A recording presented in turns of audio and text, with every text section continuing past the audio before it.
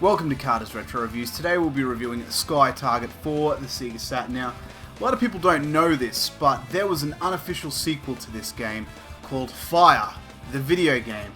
And pretty much what it is just a black screen, nothing happens, except for the sound effect FIRE! Over and over and over again. And they play that for just a couple of hours. And so, if you last the entire game and you don't kill yourself, you win or lose. It's not really you don't really win that game. I don't think no one wins that game. Even if you do win, you've lost.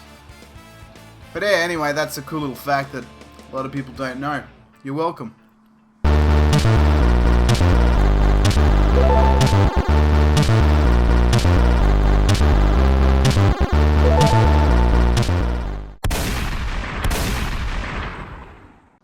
Sky Target was made by Sega and released in the arcades like a chunk of Sega games on the Saturn, and I must say, for what it is, it's pretty damn good.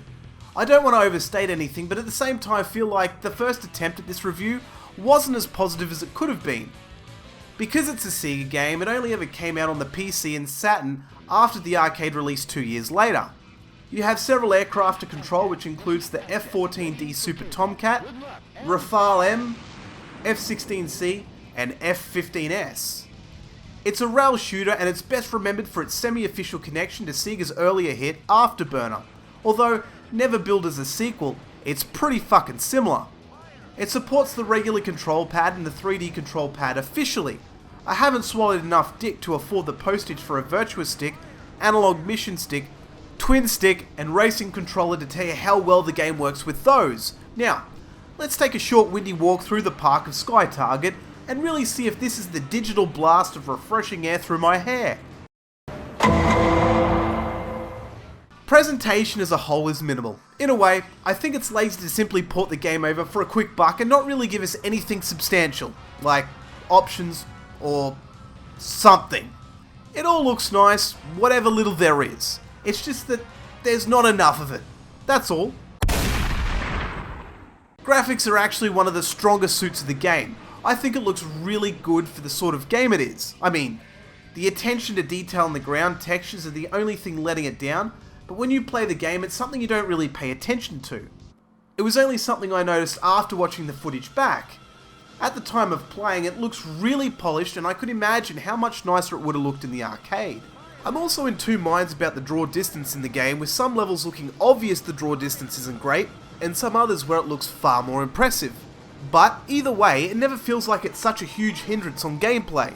For the Saturn though, it's a pretty damn good port. Sound is the most obvious thing to discuss because it gives such strong mixed feelings. I feel like the sound effects of FIRE was overdone to death and a real turn off from the game. It's not enough for me to put it down, but it really takes away from the replayability. That being said, the soundtrack was way over the top and I fucking loved it. It was a cheese pizza with a double helping of extra cheese on top. It just hypes you up into this uncontrolling frenzy that heightens the experience.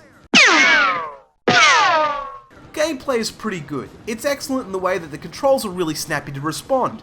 If you had surround sound and a proper analog stick to play this on, that would be the ideal setting. It would be a really, really good experience.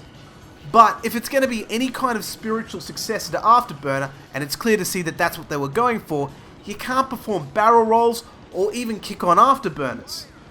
I thought I was going to have this obstructed view because it looked a little awkward when I was watching the gameplay on YouTube before I bought the game, but this is not the case at all.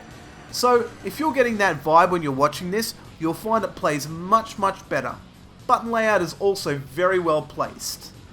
The major motivator for the game is score, which is the oldest school game tactic. I kind of find it the cheapest way to make you come back, and for me, it's not enough. It's just lucky that the game was so much damn fun. The only thing left to comment on was the lock-on system, which I thought worked well.